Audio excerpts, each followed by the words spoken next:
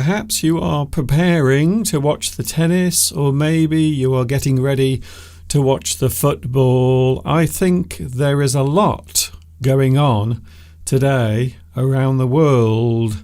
But we are here again, and looking out of the window today, it is a dull day, lots of cloud, and there we are looking right now across the beautiful landscape.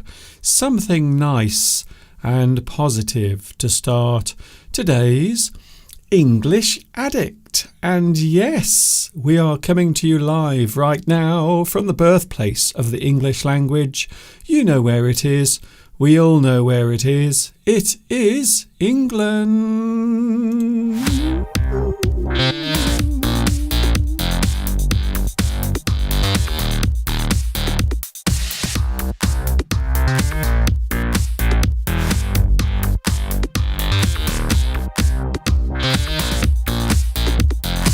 We are back together. Ooh. Oh, very nice. Did you see that? We have made it all the way to a landmark episode. If we describe something as landmark, it means it is a special moment or a special point that has been reached. So you might say that today we have reached a landmark moment. Hi everybody, this is Mr. Duncan in England. That's me, by the way. How are you today? Are you okay? I hope so. Are you happy? I hope you are feeling happy today. We are now approaching halfway through July. I can't begin to tell you how fast this year has flown by. What about you? Do you think this year has gone by quickly? Do the years go by faster than they used to? A lot of people say this is what happens when you get older, you see. They say time seems to go by so fast as you get older. I don't know how true that is. Anyway, my name is Duncan. I talk about English. I am an English addict, and I have a feeling maybe, perhaps you are one of those as well. It is nice to be here with you today, and of course, as I did mention slightly, it is a special one today. We have a landmark episode of our Sunday English Addict live streams, because this is episode 300.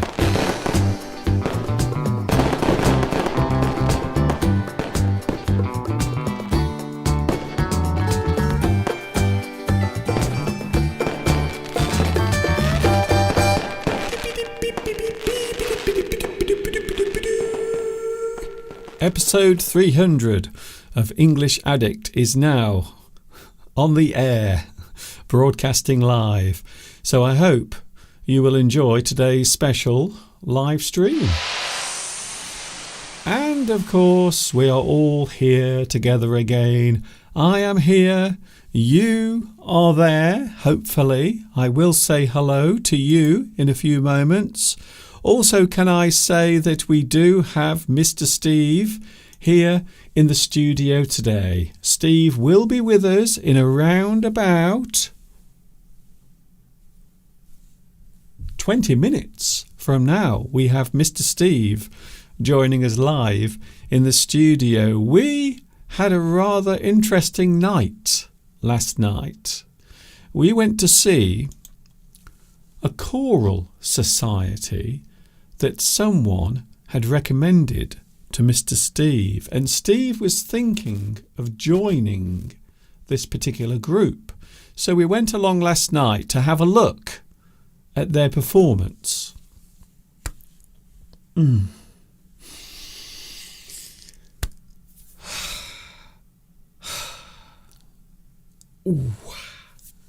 Let's just say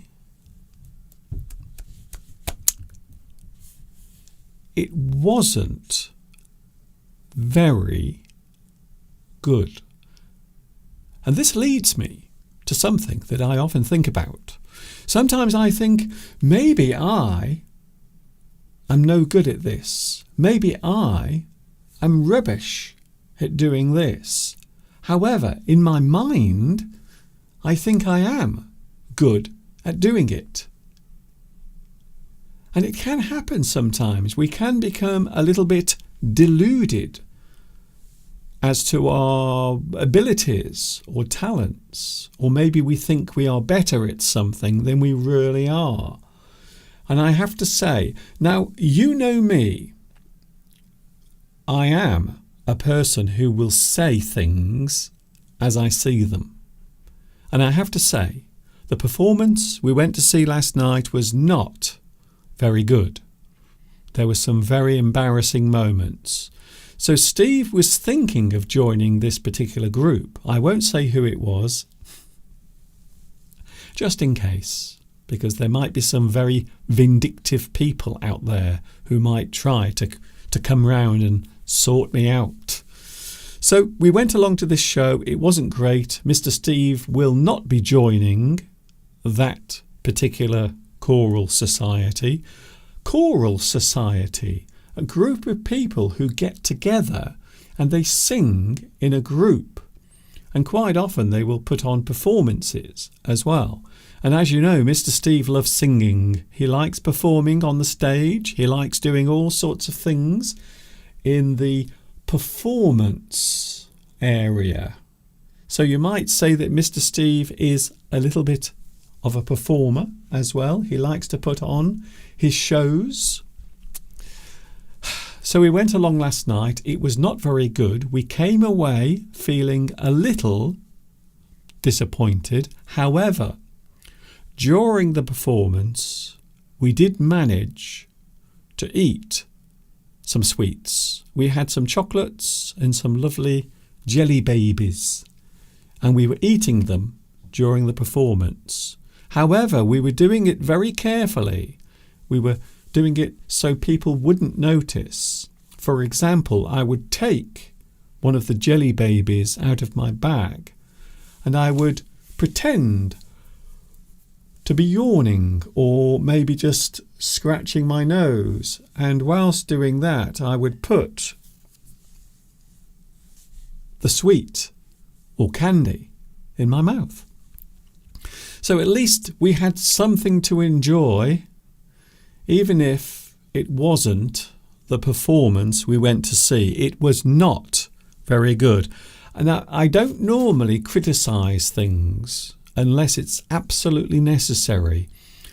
And I know out there, I know in the past, people have criticised me, something I've done, something I've said, maybe a mistake I've made. People will say, Mr. Duncan, you got that wrong. You made a mistake there. I didn't enjoy your lesson last week. So if you can do that to me, I think I can do it as well. But I always do it fairly. I never criticise people unfairly. That is the worst thing of all. But it wasn't very good. We came home. We decided to watch a bit of television to cheer us up. We watched an old TV show we used to watch many years ago, and that cheered us up a lot until I put the news on. And then all sorts of things were going on.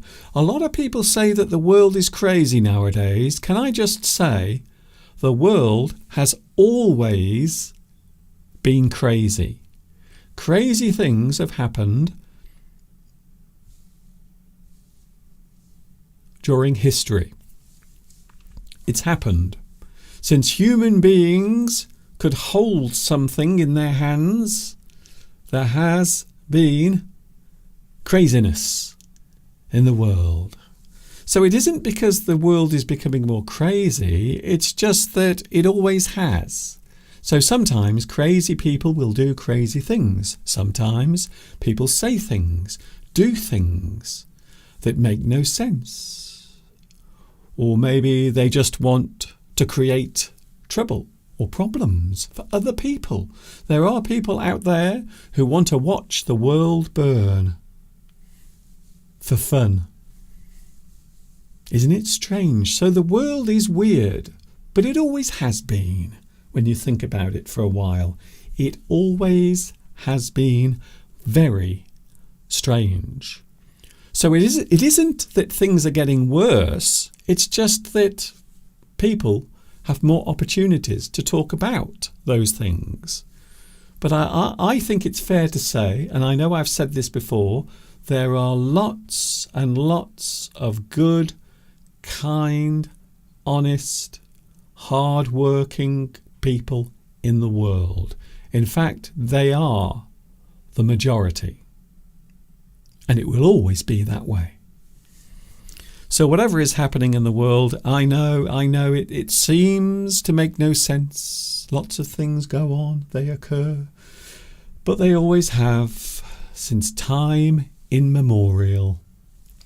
Which means, from the beginning of time, things have always been a little strange. Today, by the way, we are talking about celebrations, social celebrations. I don't know if you've seen the pictures coming from India. There is a huge wedding taking place. In fact, the celebrations have been taking place for, I think, many weeks.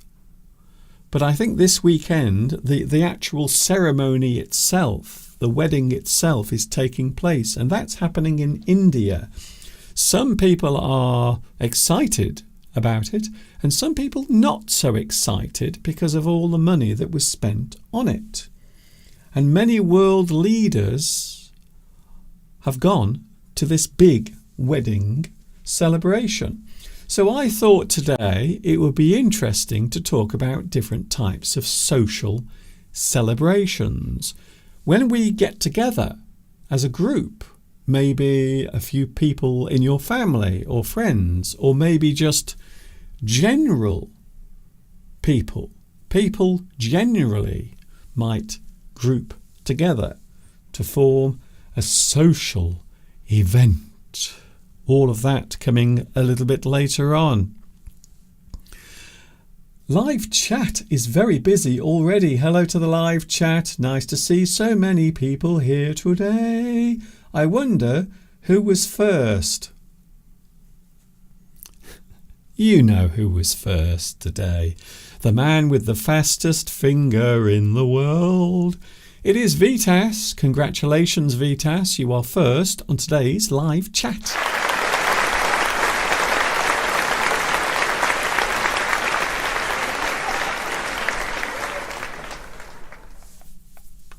Very nice. So congratulations. We also have Florence. Hamda is here as well. We also have Marcia. Palmyra. Hello, Palmyra. Hello also BK. Is that your name? Or maybe the initials from your name? Welcome. Maruts is here as well. Or Maruts. Hello to you as well. Beatrice. Hello, Beatrice. Thank you very much for your kind regards concerning my 300th episode. Although, can I just say, that particular number only relates to my Sunday English Addict live streams. So only the Sunday ones. I have done many other live streams. In fact, I worked out in total, I've probably done over 800 live streams because I've been doing live streams for many years, but I started my English Addict live streams towards the end of 2019. Would you like to see the first few moments of my first ever English Addict? Okay, here it is. It's coming now, if I can find it. It's here somewhere. It is, honestly. Where is it? It's gone. It's disappeared. It's vanished. Where is it? Where's it gone? I can't find it. Please don't say I haven't put it in my timeline. That would be very embarrassing. Oh, there it is. I've found it. Whew. that was close. So here it is, the first few moments of my first ever English Addict, which went out on the 6th of November 2019. Here we go. Are you there? Are you watching? I hope so.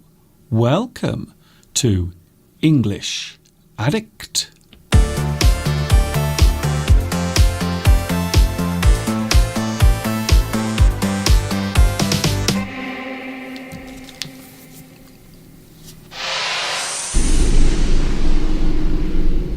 So many words, so many wonderful phrases, so many ways to say so many things. Hi everybody, this is Mr. Duncan in England. How are you today? Are you okay? I hope so. Are you happy? I really hope so. Welcome to what is the first ever English Addict. If you are into English, if you love learning English, if you are crazy about the English language, then you are in the right place. If you are like me, you are addicted to the English language. You can't get enough of those lovely words. Welcome. Wow. Did you see that? That was the first ever English Addict. And it was 300 episodes ago, even though, as I said a few moments ago, I have done many other live streams. Who remembers that crazy period during the pandemic? I did lots of extra live streams, not English Addict, but I did do lots of them as well during that time. And have I changed much? Well, first of all, I'm older now, of course, because it was way back in November 2019 when I started doing my English Addict. Not only that, by coincidence, tomorrow is the anniversary of my first ever live stream. Ever. Would you like to see a few moments of my first ever live stream? And you might recognise the surroundings where I am sitting. So here it is. This is the first ever live stream that I did on the 15th of July 2016.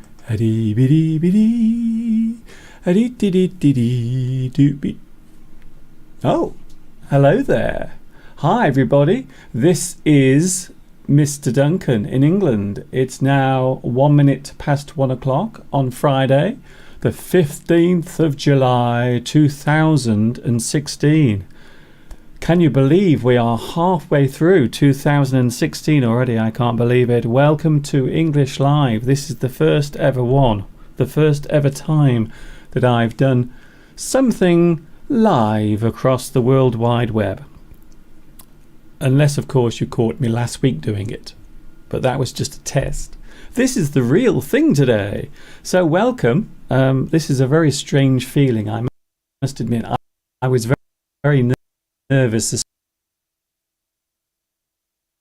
Oh dear. Can you see that? So you might recognise where I'm standing at the moment as exactly the same place, even though it does look a little bit different now. You can see there is a slight difference. So two celebrations taking place. You might say that Mr. Steve was not joining me in my early days of my live streams. However, he did come along later on and join me. But of course, today we do have Mr. Steve. He will be here with us in around about 7 minutes from now. Already 7 minutes have gone by. We're waiting for it. Come on, Mr. Steve, where are you? We are waiting for you. A lot of people get very excited, you see, when Mr. Steve hasn't arrived. I'm afraid you still have another 7 minutes to wait before Steve arrives. Here's a question. Now, whenever I do my live streams, I always like to have some water nearby for many reasons. First of all, being here in the studio, you might find that because it's hot, quite often my throat will become dry. However, there are people who believe that you have to have a certain amount of water every day. So I'm wondering, as a question, how much water do you drink every day? How much water do you consider to be the right amount of water? Now, over the years, we've heard all sorts of things said about the importance of water. Every day you have to drink a certain amount of water. But of course, it is possible to drink too much water. You can have too much water in your system. You can literally drown your body in water if you drink too much of it. So I'm just wondering, what about you? Do you worry about how much water you drink? Because these days, whenever you see anyone walking around, they always seem to have a bottle of water in their hand. They're constantly drinking from the water all the time. Whatever the weather is doing, whatever it is like, they are actually drinking lots and lots of water. So I'm just wondering, how much water do you drink every day? I know Steve is quite obsessed with his water intake. Your intake, of course, is the amount that you drink or the amount that you eat. The intake. So it is a great phrase that means the thing consumed, your intake, quite often relating to the quantity of the thing. So how much of something do you normally eat or drink? In this case, we are talking about water, of course. So some people think you've got to drink maybe 2 litres of water every day. That seems like a lot of water, by the way. There is a reason why I'm mentioning this. Because I think, from my own point of view, I think sometimes I neglect drinking water. So I think sometimes I don't drink enough water during the day. So maybe I should be more aware of the amount of water I drink every day. So I might ask this question to Mr. Steve later on as well, because he is very, very careful about the amount of water he drinks. He always makes sure that he's drinking water all the time. However, I don't. Sometimes I might only have my cup of tea in the morning and my cup of coffee at lunchtime, and then in the evening I will have a cup of tea. But I won't drink much water. So from my point of view, I always think that I'm getting water from the tea and coffee. And then maybe sometimes I will have a soft drink with my supper. Maybe blackcurrant juice or something like that. So I do think perhaps I neglect my water intake. So what about you? Do you drink a lot of water? Marcia, I normally drink 1.5 litres. But now I think I need to drink more.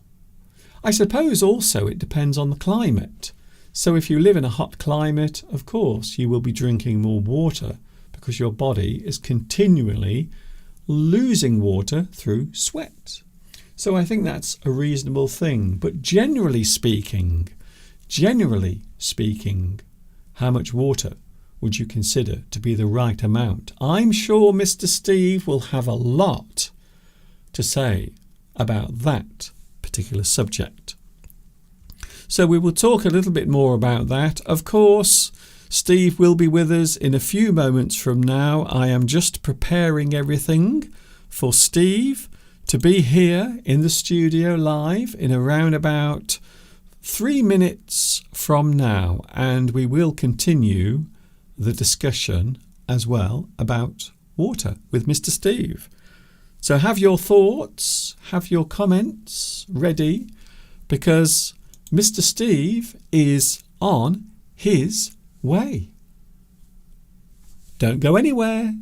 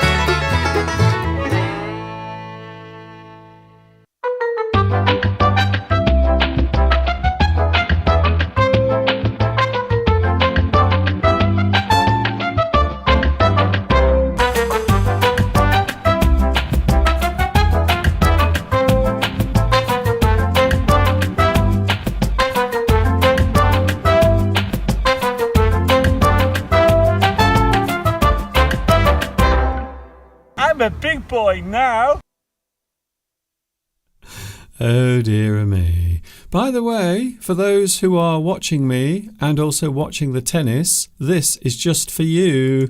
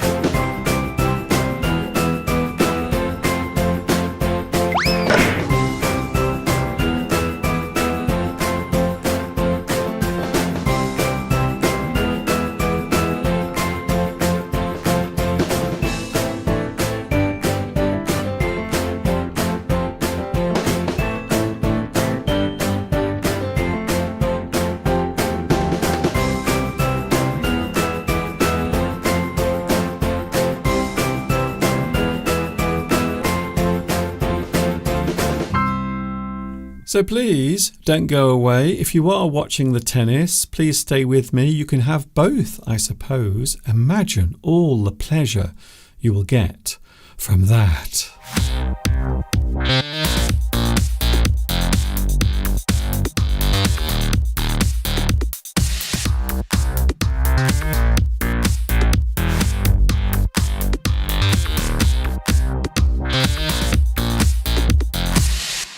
Episode 300, everyone. Are you excited? I am very, very excited because it is episode 300 for the Sunday English Addict. I hope you are having a very nice Sunday. I have a feeling that your Sunday is about to get much better and much more pleasurable, because here he is, everyone, the man everyone has been waiting for to share his words of wisdom? Question mark. Here he comes, everyone. It is Mr. Steve. Hello, beautiful, wonderful people from across the world, across the globe. Here we are again, Mr. Duncan, your 300th live lesson. It's very exciting. We've got millions of people watching us, all tuning in and hanging on our every word. It's true. If only that were true. Yes. Why aren't we at Wimbledon, Mr. Duncan? I noticed that we were playing very good tennis there, and we should be at Wimbledon, but we're not. Actually, on a serious point, I think you might have a very interesting point of view there, because I thought our tennis was very good, even though I did suffer a rather embarrassing injury. As they say in tennis, new balls, please. They were talking, of course, when people are playing tennis at Wimbledon, you always see them drinking lots of water. It's true. Because, of course, it's hot and they're losing water. And this is I've noticed there's been a lot of live chat concerning how much water should you drink. Yes, well, it's a little point I wanted to raise. In fact, we can talk about it right now. So how much water would you say is the right amount of water to drink? Now, as I said a few moments ago, I think sometimes I neglect myself. I neglect drinking water. My intake of water is not very high during the day. And I noticed that last night when we were out. I have mentioned already, by the way, Steve, our little adventure last night. I've mentioned it briefly. We might talk about it again. But when I got home, I was very thirsty and I did drink a lot of water. But I'm not a person who drinks water as a habit. So I don't always have a bottle of water with me during the day. I will often have no water. Sometimes almost the whole day I will drink no water. That's very bad, Mr. Duncan. Well, you have a cup of tea in the morning. And over the years, there's always somebody going on YouTube or somebody on the television saying, "Oh, you must drink so many litres of water a day." I think it's all a load of rubbish. Well, isn't it 2 litres? Well, I think. My thought about all these health things that people talk about is whether it's food, whether it's water, whatever it is. Listen to somebody who's reached 100 years of age. And what do they say? What do you hear them saying? I've never heard anybody who reaches 100 years of age saying, I drunk 2 litres of water a day all my life. You're right. You never hear anyone that's reached 100 years of age saying, I did marathon running. Yes. I did an hour of running every day. In fact, they often say the opposite. They often say that they like to have a glass of brandy before they go to bed, or some whiskey. So, in fact, when it comes to water, I think you have to listen to your own body. Everyone is different. If it's hot, if it's a hot day and you're going out for a walk, well, yes, you're going to need to drink more. I think the measure of it is, because everyone's kidneys are different. Some people are big, some people are small, some people sweat more. If it's winter, you're not going to need to drink so much. Is look at the colour of your urine. Oh. If your urine is too dark, you're probably not drinking enough. If your urine is pale, you probably are drinking enough. I don't think you have to follow rules about drinking. You see people now. I see people. We're doing webinars at work, or we've got some Teams meeting, and the people have got these giant bottles of water, and they're constantly chugging down the water. I don't think it's necessary. No. I really don't. I think. Sorry, said Steve. I think for some people it does become a sort of obsession. But I find these obsessions come around, though, don't they? They come around, yeah. They do. I think if you're thirsty. If you're thirsty, you drink. If you're going on a long walk in the summer, you need to prepare, maybe drink some more. One thing I think is very important, my mother always used to do this, and I noticed one or two other people have said this, is have something to drink when you get up in the morning. Yes. Because you've just spent 8 hours losing lots of water in bed. So I think we wake up partially, when people say dehydrated, they use that word a lot. No one's really dehydrated. You lose water at night. Yeah. You need to rehydrate in the morning. You probably need to have a glass of water in the morning when you first wake up. That's what I do. That's what my mum used to do, just to get your kidneys going, just to get some water in your system. Yes. But I don't think you have to follow a hard and fast rule, because you can have too much water. Because when you have water, okay, Steve. you're flushing electrolytes out of your body, because your kidneys, to get rid of the water, use up electrolytes. So if you have too much, it's bad for you. So you just have to think. I think you just have to monitor the colour of your urine and just listen to your body. Yes. I don't think you have to follow any rules. That's my. If it's dark, if it's really dark, I know sometimes mine it's like tea. It's like black tea, and that's not good. Yeah, so it should be sort of a pale brown colour, sort of like almost like the colour of straw. You can't go through your life worrying about, have I had 2 litres of water today? It's rubbish. You just listen to your body, and you'll know if your body tells you if you're thirsty. Yes, because we've got fairly well developed sense of thirst. But and this notion about tea and coffee dehydrating you, that's rubbish as well, because there's water. Caffeine's a diuretic, but there's water in the tea and the coffee. You're not going to dehydrate because you have a cup of coffee. So what about on the live chat, Steve? Live chat. So anyway, that's my take on it. Yes. I might be wrong. I mean, we're not doctors, but I think there is common sense. Common sense. I think that's what it comes down to with anything connected to your health. Sometimes common sense. So maybe in your mind you think, maybe that's the right thing to do, or that's the right thing to do. And the live chat is very busy, by the way. I know it is, yes. You can die, by the way. Some people, there was a story every other month, somebody dies because they go for a long walk somewhere, and then they think, I've got to drink down 2 litres of water. Well, that can kill you. So you've got to be careful not to drink too much all at once. Yes. But there we go. Okay.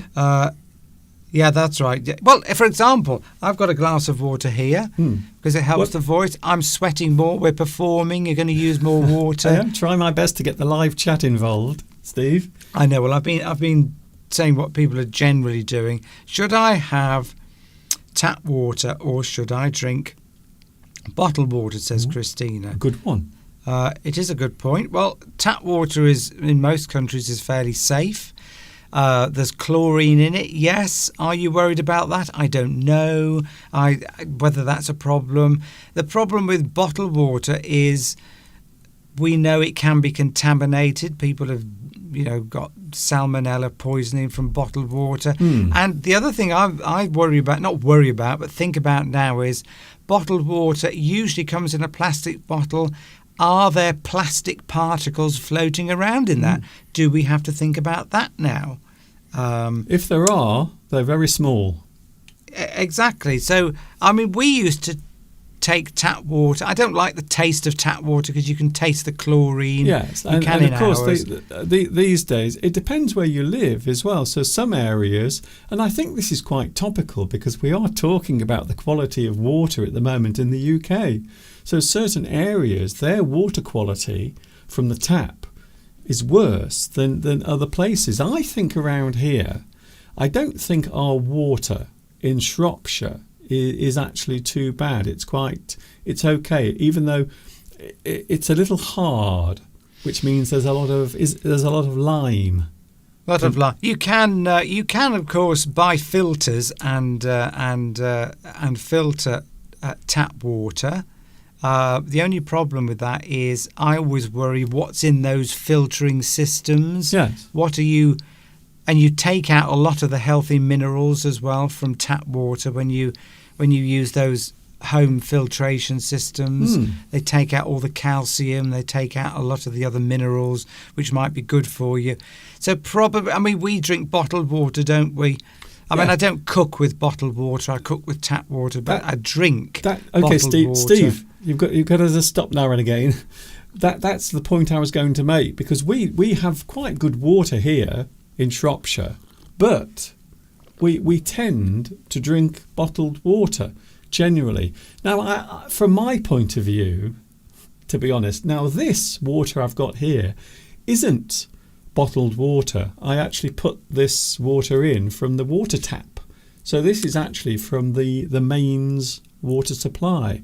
And it's okay, it's great. It tastes lovely. I don't think it matters, does it? It's refreshing, even though quite often we do ourselves consume bottled water. We normally buy large bottles of water and use them over a few weeks. But generally speaking, I think you drink water when you are thirsty. Your body will always let you know. It's a bit like hunger. You know when your stomach is empty because it will tell you. It will make noises. It will tell you, please put some food inside here. And the same thing, I suppose, with water. If you feel thirsty, although some people do ignore it, of course. That's it. You can. By the time you feel thirsty, you've probably lost too much water. I think. I mean, I drink water during the day. I don't go mad about it. But you sort of know, don't you? If it's hot, if it's a hot day, you know you've got to drink more. Because you don't want to get to the point where you're really thirsty, because then you know you've left it too late. That's true. And apparently, I mean, talking about singing, people in the world of singing, if you've become sort of mildly dehydrated, the water to get into the cells of your body takes quite a long time. You have to. I don't think you need to worry too much about it. Okay. But this is what I find doing this particular job as well, standing here talking in a hot environment. So I do find that I am becoming thirsty during the live streams, which is why I always have a bottle of water here with me in the studio, just in case my throat becomes dry and a little painful. Talking of painful, we had some pain last night, didn't we, Steve? Well, I don't want to say too much about that because I don't know who's watching in the UK. Well, I've already been talking about it. Well, you can talk about it, but I'm not going to. We went to see a choral society. It wasn't great, but I sometimes worry. This is the fear I have, by the way, Steve. A lot of people ask, Mr. Duncan, what scares you? What do you fear? And I think the one thing I fear is believing that I can do something well whilst doing it badly. So maybe in your mind you think you are doing something really, really well, like this, for example. I do sometimes worry that I'm standing here doing this, and I think it's okay, but then out there you might be saying, who is this idiot? What does he think he's doing? He can't teach English. He's useless. And that's the worry. I think a lot of people who perform, Steve, I think they do suffer from this self-doubt. Yeah. Oh, yes. But that's very true. It is also true that sometimes people do things, or they perform, or they think they are better at doing something than they really are. And that's the big one for me. That's the one I always worry about. So I always worry about whether or not doing this in front of the camera, am Well, I doing it well? Yeah, the difference between, I've heard this said before, the difference between singing professionally and singing as an amateur, which of course is what I do, it's what we went to watch last night. Amateur performers is that a lot of the time, the majority of the audience are friends and family members of the people that are in the choir. And there's a little community where there's lots of amateur choral societies and Amdram societies, and we all go and visit each other's. Yeah. And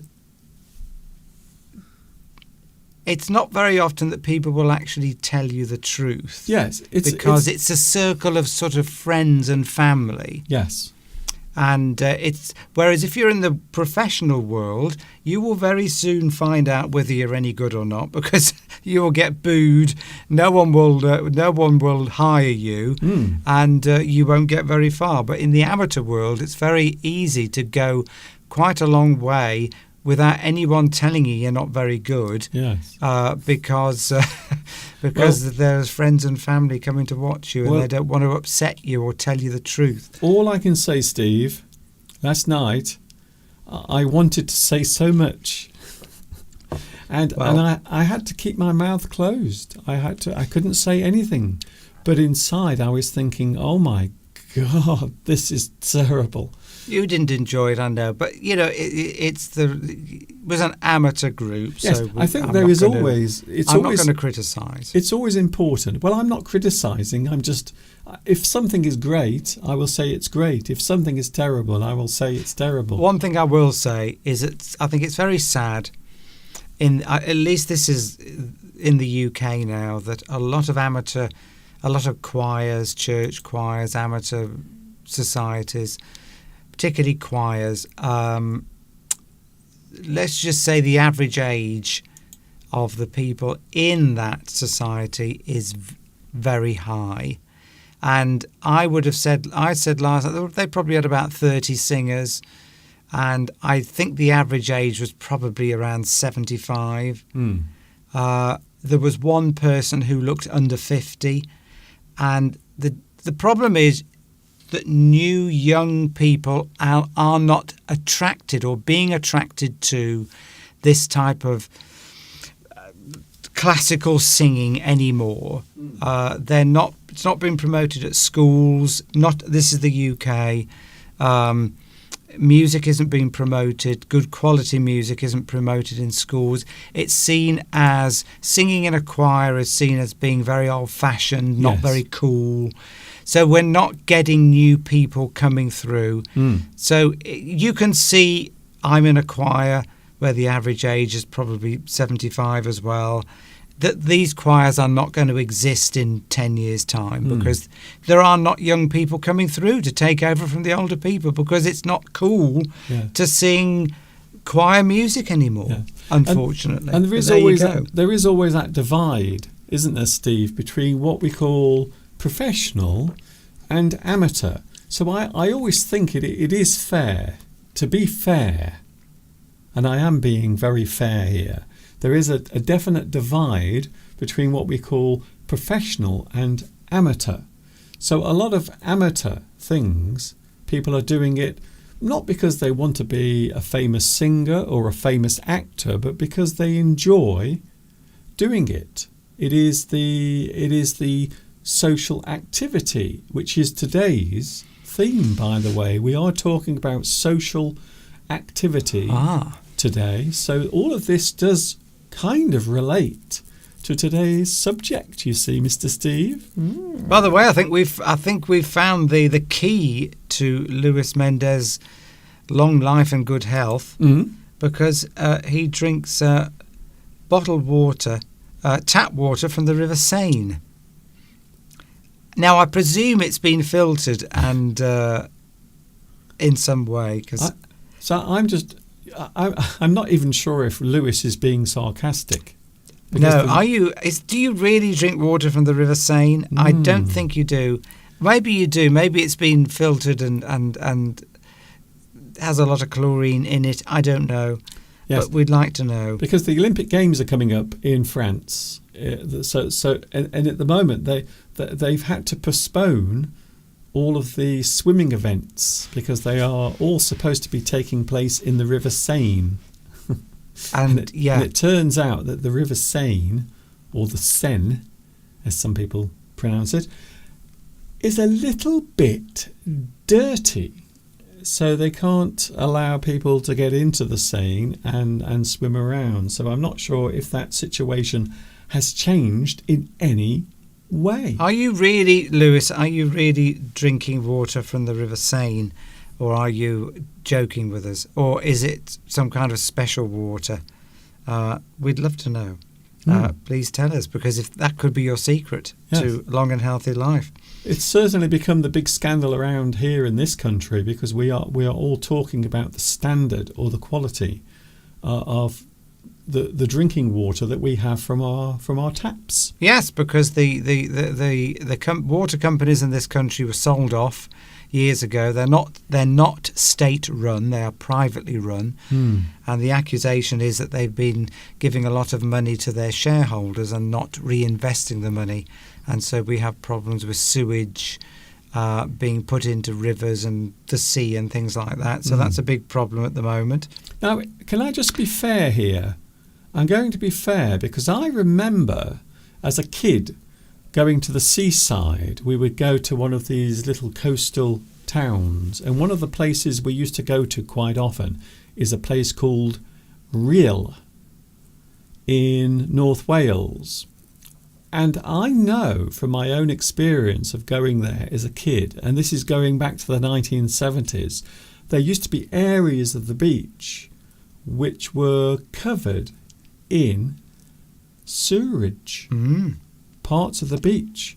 So what they would do, and so what I'm trying to actually say is it's always happened. Even way back in the 70s, they would release a lot of sewerage. Yeah, they did. As I understand it, it's when they have to do it because the system has too much.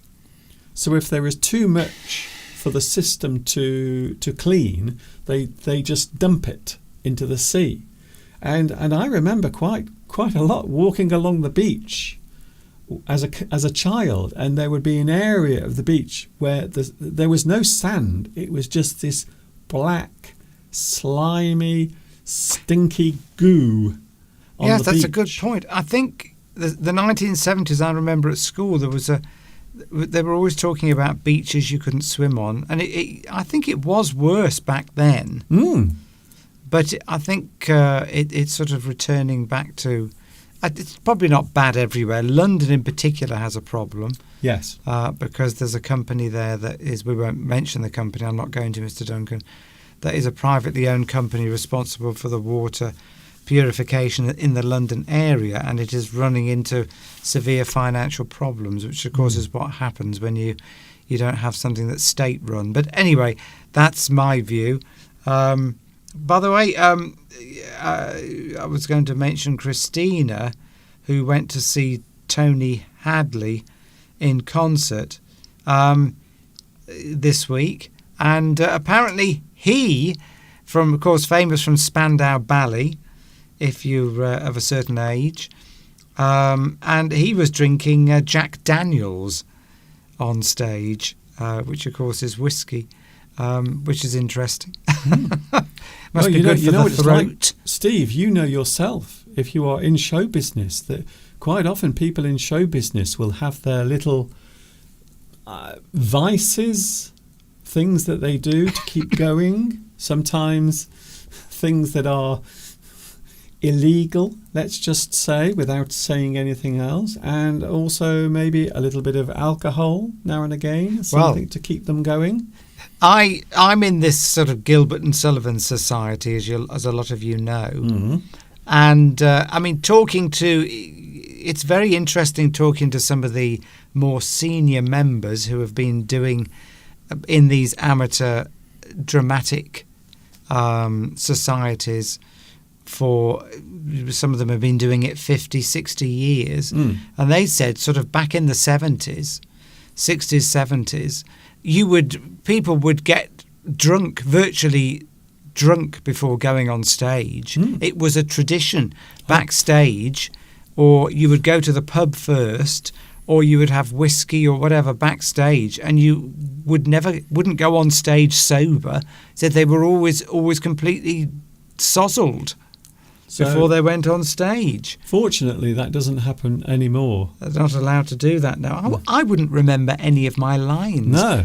They're all hardened drinkers. I Mate- can't keep up with them. Well, maybe with some of these societies, maybe these acting societies, maybe they do need to drink a bit more before they go on stage. Maybe a couple of glasses of whiskey or something to give them courage to do it. When we used to go to, talking of water quality, Okay. Italy, we know the water's good. The tap water is good. I'm talking tap water. Italy and in France, we can drink the tap water. But whenever we used to go on holiday to Spain, we were always told that we mustn't drink the tap water. Spain and Greece. I don't know if that's still the case, but you shouldn't. We were always told not to drink the tap water. We used to take tablets to purify the water or boil it. Nowadays you would buy bottled water, but back in the 70s you couldn't buy bottled water. You had to treat it yourself with these tablets before you drank the tap water. That's what we used to do when we went on holiday. Yes, I've noticed that with European countries. So I remember in Greece, they said, don't really, if you are thirsty, don't drink the water from the tap. Also, I think Madeira as well, if I remember rightly. And Turkey, of course. When we were in Turkey, so we were told that we had to be careful drinking the water, even though a lot of people said that the water was fine to drink from the tap. I remember in China, that is a whole different situation, that the water was not very good in China. There was all sorts of strange things in the water. So most people in China would always have bottled water, but not small bottles. They would have those giant bottles of water, you know, the ones that you have to carry on your shoulder. Oh, yes. And they have that little machine that you have to put your cup underneath, and it goes blop, blop, blop, blop, blop, blop, blop, blop, like that. A lot of people talking about the football. Oh, yes. Well, I'm about to come on to that, Mr. Steve, because there is so much going on. There is tennis taking place. And I suppose also I should mention the fact that tonight a lot of people are getting very excited. That is why I'm wearing my red today, you see, as a support for England. And it is the Euro final tonight, isn't it? England playing Spain. Yes, in Germany, I think it's being played. Very interesting. But yes, it will. Are we going to be watching it, Mr. Duncan? I don't think I will be. What time's it on? Well, it doesn't start until I think it's about 7:30 tonight UK time. So it's probably 8:30 European time. But I don't think I'm going to be watching football. I'm not a big fan of football. However, Mr. Steve and myself, we did try. We did have a go. One day in the garden, we went outside and we decided to have a game of football.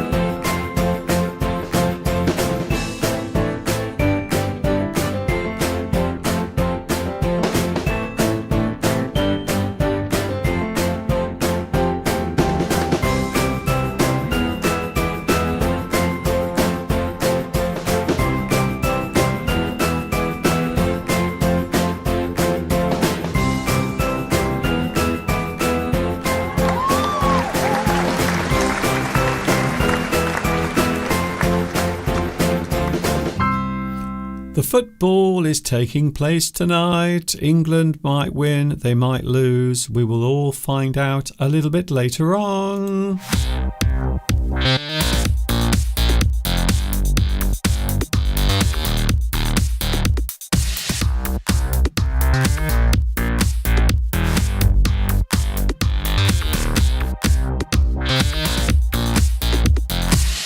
Episode 300. Can you believe it? I can't believe we have done 300 of these Sunday live streams. English Addict. Way back in November 2019, I started doing my English Addict. And of course, tomorrow, Steve, interestingly, it is the anniversary of my first ever live stream of any type.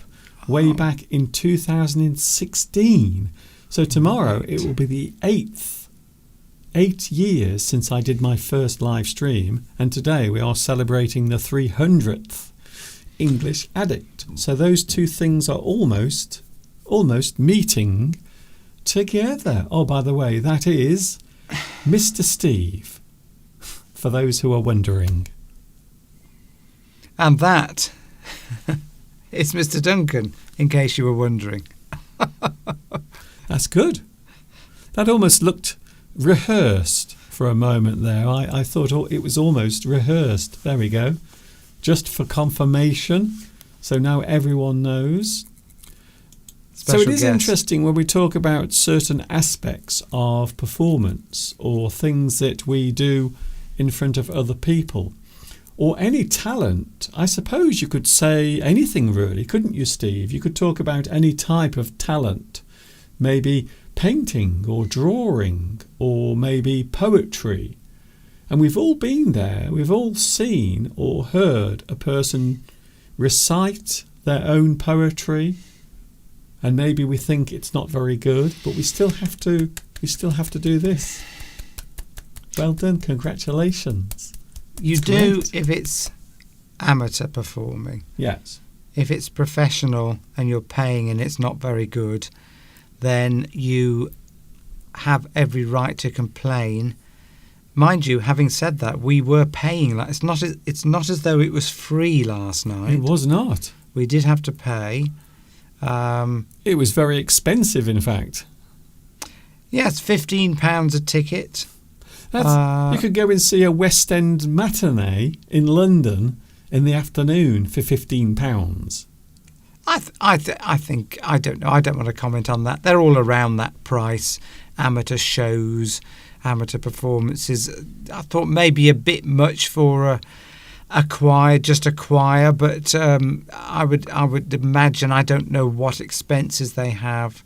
Probably they're having to pay the musical director and the pianist, I would think. There must be overheads, things they have to pay for, but I still think you've got to get something in return, some sort of performance that makes you go away thinking, well, that was £15 well spent, instead of walking out wanting to throw yourself under the nearest We were being very bus.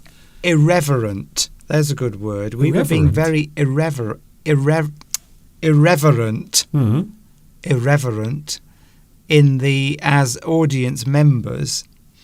Let's just say the venue was a church, and we were we were eating. We took with us, didn't we, Mr. Duncan? We took with us bags of sweets. Yes, I talked about this earlier. We sneaked in. we were like a couple of kids. We sneaked in some sweets because we can't go anywhere, Mr. Steve and myself. We can't go anywhere without having a little bit of candy or chocolate or some sweets.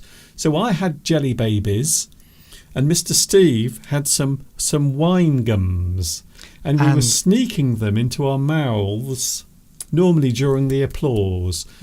So when everyone was clapping, we would sneak something into our mouth. And I got so bored with the show that I picked up a copy of the Bible and started flicking through the pages. I was looking through the Bible and I suddenly realised that most of the Bible makes no sense.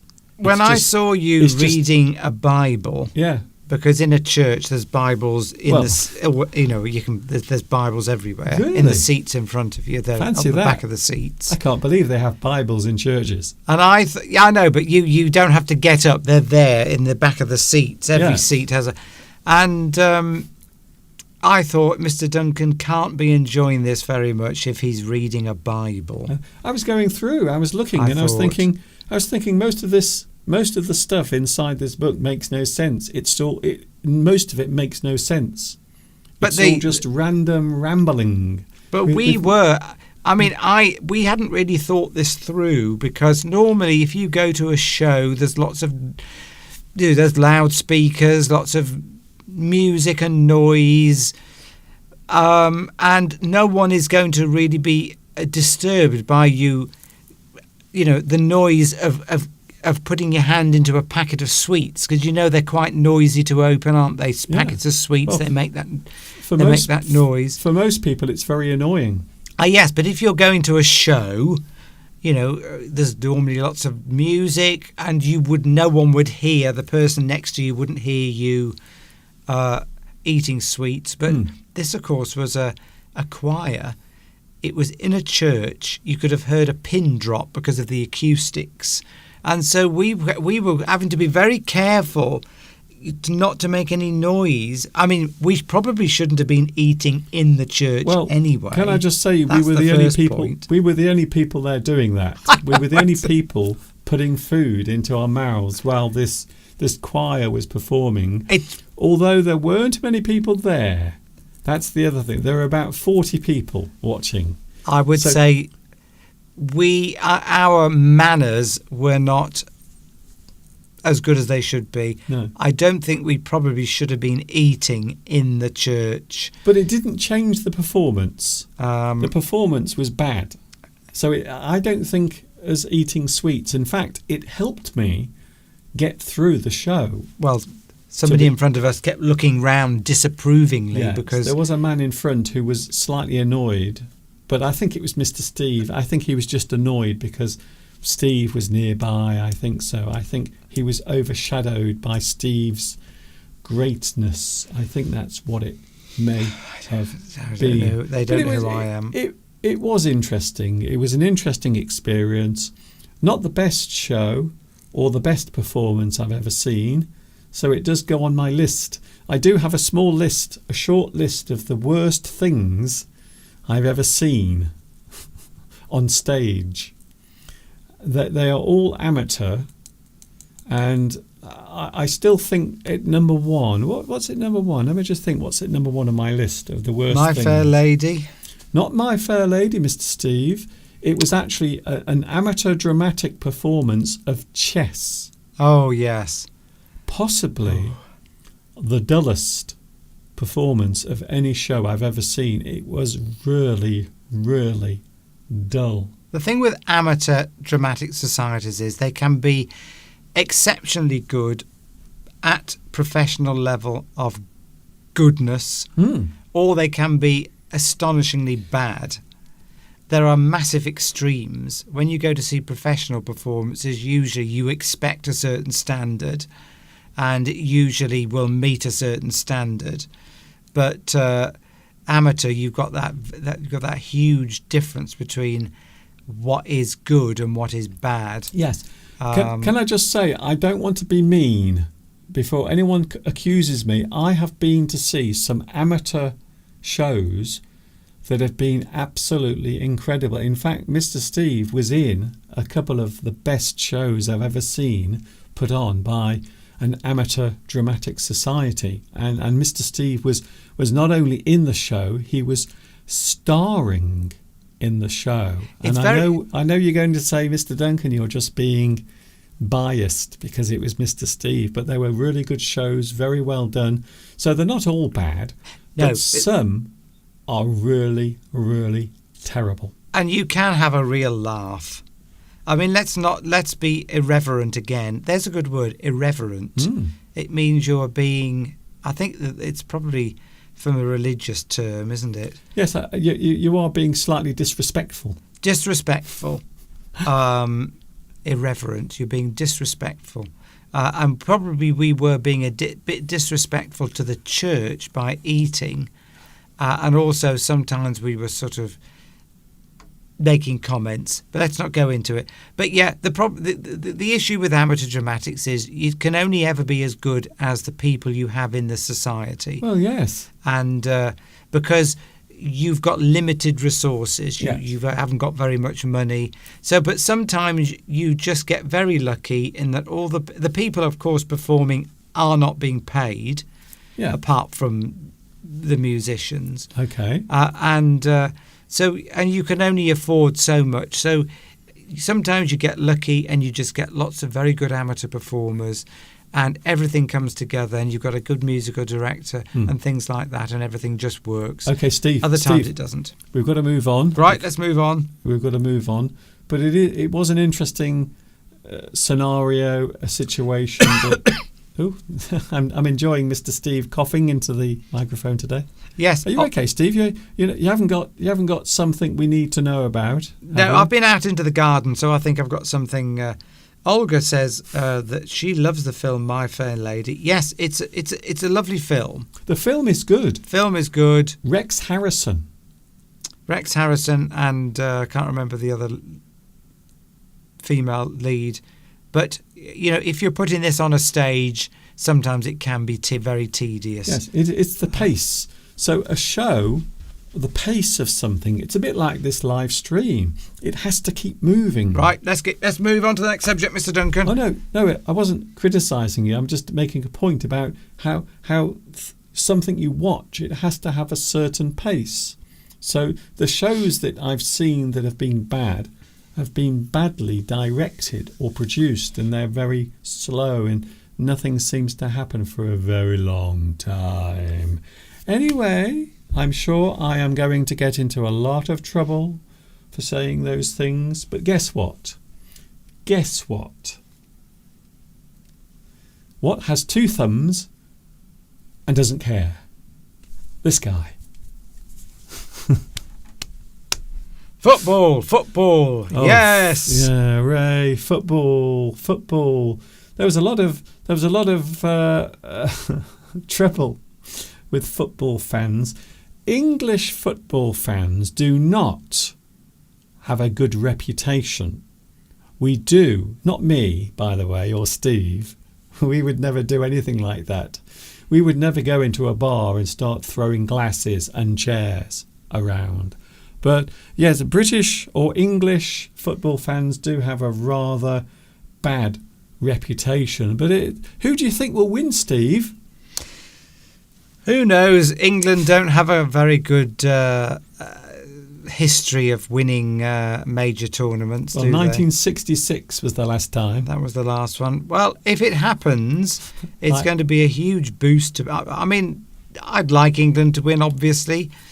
I probably won't watch the match because it's sort of 2 or 3 hours of your time, and Yes. I've probably got other things I'd rather be doing. Well, I'm not interested in football actually very much, so the chances are I won't. I think England will lose, but I think it will be close. I wouldn't be surprised if it goes into one of those annoying shootouts at the end, penalty shootouts. I have to be careful what I say at the moment when you think about it. Oh, yes. So a penalty shootout at the end is when everyone starts just kicking the balls into the goals to try and get some goals scored so we can actually have a winner. But I don't like it because it always seems like an anticlimax when that happens. So I suppose you want the game to be fought fairly, but it always seems slightly disappointed. I'm starting to sound like a football fan, by the way, and I don't even follow football. I don't, honestly. So I think Spain will win. There, I've said it. Because we've criticised their water, probably. Well, I don't know. Let's see what happens. Somebody said Spain has won all their games. Obviously, being British, obviously, if I'm going to pick a side, I'm obviously going to... Mind you, I'm going to pick... obviously, if I'm going to pick a side, I'm going to pick England. But of course, I think if I watch it, if the Spanish players are more attractive to me than the British ones, then I want Spain to win. Okay. That's going to be I'm going to look at the players, and they're more attractive than ours, therefore I want Spain to win. That would be the way I go. That might be the worst football commentary I've ever heard from anyone, is depending on how good they look. That's it.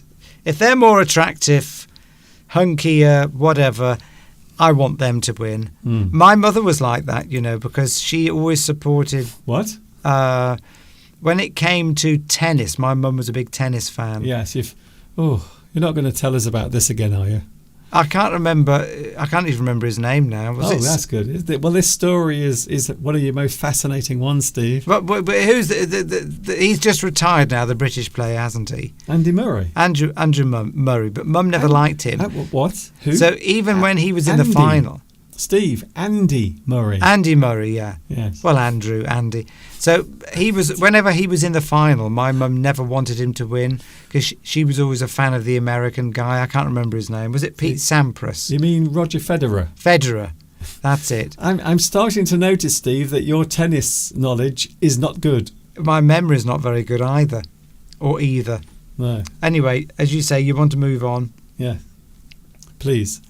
So it's 20 past. We are coming up to 20 past 3. And I thought, because we are talking about social things, because Mr. Steve and myself, we were out last night enjoying, you see, quotes there. I'm doing my air quotes. Enjoying a show. And you might describe it as a type of social event, would you say, Steve? I suppose it is a type of social event. So I thought today we would talk about social celebrations, because there is a big wedding taking place. You may have heard about it on the news. A big wedding taking place in India. Right. And the celebration has been going on for many weeks. And apparently it's cost millions and millions and millions of dollars to arrange and put on. There are lots of big world leaders, some of the most important people around the world. And Boris Johnson is there as well. So, did you see what I did there, by the way? A little bit of satire for a Sunday afternoon. Who is getting married? I don't even know who it is that's getting married. Well, I don't know either. But thanks for pointing it out, Steve. Someone can tell us. It must be a famous Indian family. I don't know. We don't know, do we? So there's no point guessing. But maybe someone can tell us. It's somebody famous and definitely wealthy. And they're getting married, and some people are happy about it because everyone loves a wedding. Everyone likes to go to the wedding and see the happy couple getting ready for the rest of their lives together every day, every morning, waking up with the same person again and again, listening to that person's voice every day for the rest of your life. That is marriage. And people love it. They do, except the poor people don't love it because they can see that all these hundreds of millions are being spent on a wedding and they're living in poverty. Yes. So there is that criticism that's being levelled at the wedding. But having said that, Indian weddings are always very big and lavish, even if you come from not a rich Indian family. I mean, here in the UK, I've got, quite a lot of friends, colleagues who are Indian origin, their families, and even though they might have been born here, when there's a wedding, they're big weddings. So everyone's invited, friends, family. I mean, I know somebody, they just do the same ordinary job like me. Steve. They had 700 people at their wedding. Yeah, Steve. This is what we're going to be talking about in a few minutes. Okay. You're kind of jumping ahead, as usual. So here we go then. Social celebrations, Mr. Steve. Can you see we have a little bit of cake there, and we have some champagne. Ooh, I want some cake. Over there as well. So a lot of celebrations might take place. We often think of social activities or social things. The word social is an adjective that describes interaction between people. You are describing something as social. It is a getting together or a meeting together. People come together, they arrange themselves in a group, maybe a small group or a large group, like the wedding that's taking place at the moment in India. It's things like that. The word social relates to friendly companionship or relations. Now, I have to say, Steve, that is a word that I haven't heard for a long time. Companionship. It's a lovely word, but yes. you hardly hear anyone use it anymore. Very important, of course, for most humans. We're very sociable creatures, and if you can become mentally ill if you don't get sufficient social interaction, or you can become very ill, very sort of isolated, and loneliness is a big problem for elderly people. I'm sure in lots of other countries, but particularly, certainly in England. Well, not just elderly, even young people now are suffering from loneliness because of yes. the pandemic, maybe. Yes, and also social media. Social media divides you. You become less social because you are busy typing all of your things. Companionship, yes. To have a companion, somebody that's like-minded, somebody you can talk to, somebody you can share ideas with, talk to about anything, maybe go out for a meal. Companionship. Yes, I love that word. It's a nice word. We often think of loving relationships as a form of companionship. The word social relates to the seeking or enjoyment of companionship. So in that sense, it is interesting because certain animals, when we look in nature, I suppose, Steve, we look at there are social activities. So when we are looking at the animal kingdom, now this is not related to human beings. This is just related to the animal kingdom, how they also have these social interactions, or of course these social levels as well. We often refer to them as a hierarchy. So you might find certain birds. Some birds are more social than others. For example, robins. The robin is not a very social bird with other robins. So you will very rarely see lots of robins together, because quite often they will fight and they are very territorial. However, you might get birds like sparrows. Sparrows are very social. So you will see lots of sparrows together. They normally gather together, especially when they are nesting or after they've raised their chicks. They will often stay in large groups. So they are quite social animals. Starlings as well, another beautiful bird. They will often fly around in groups and they will stay very close to each other, normally for safety, of course. So many animals have social groupings. So we can look at social activities with people and also with human beings and the animal kingdom.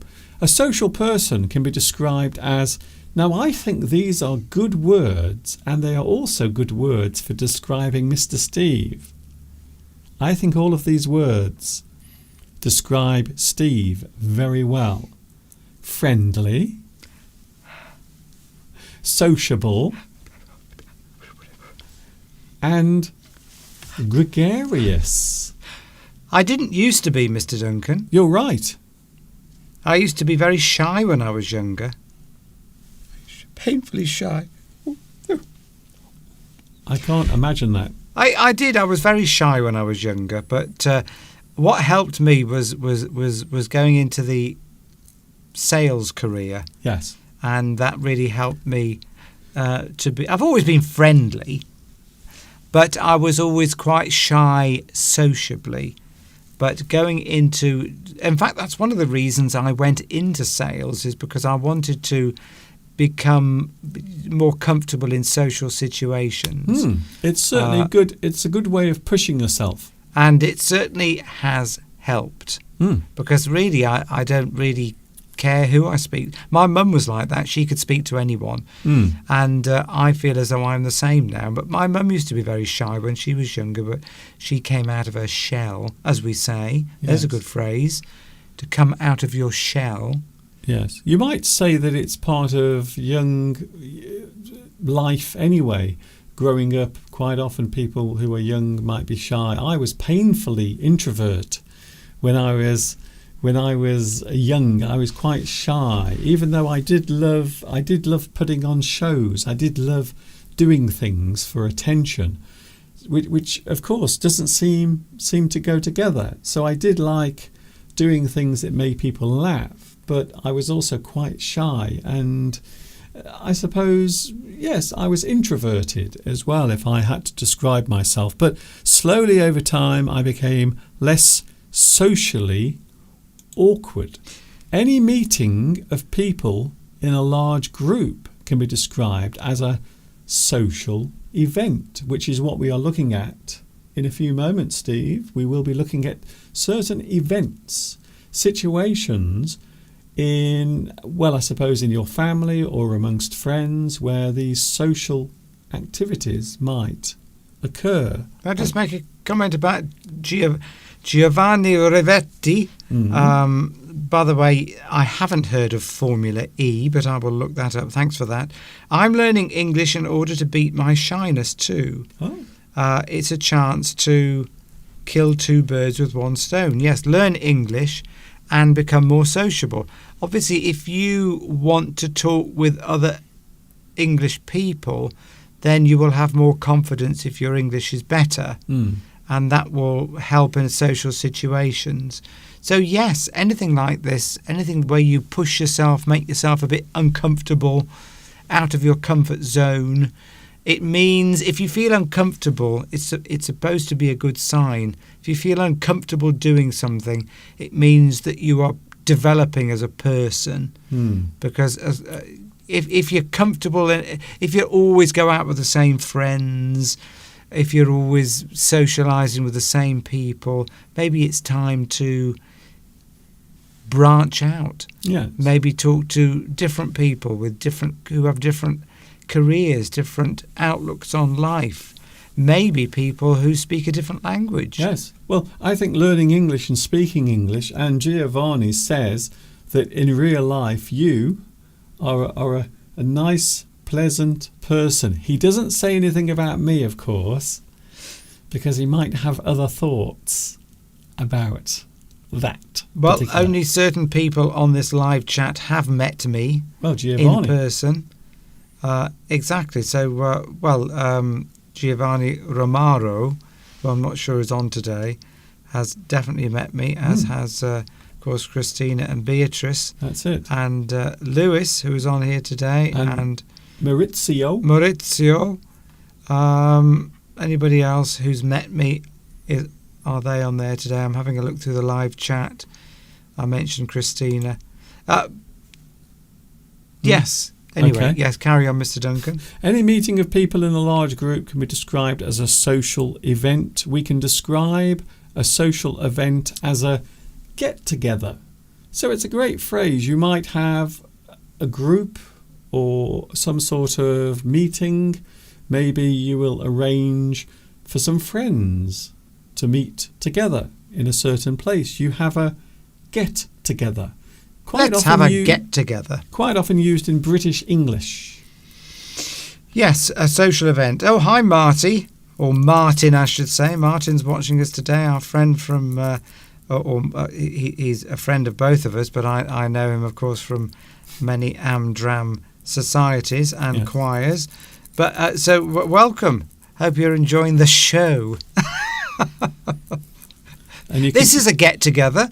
We're doing together. It's a get-together of people who want to learn English. That's it. And it is social because we interact with people. We're not talking, exchanging verbal comments, but we are exchanging socially. It's almost like social media, this, isn't it? Well, it is social media. Is that how you describe it as social media? This literally is social media. Thank you for telling me. It isn't like social media. It is social media. It literally is. We are literally now on social media. This is a social event. Yes. We are meeting and communicating, albeit through the written word, although you can listen to us. We are seeing your written comments, and we are replying back verbally to you. Stating the obvious here, but we're having a get-together. No, we had a get-together in Rome, didn't we? Okay. We had a get-together in Rome, or Roma, as I should call it, with all our dear friends that we met over there, as we did the year before in Paris. Yes.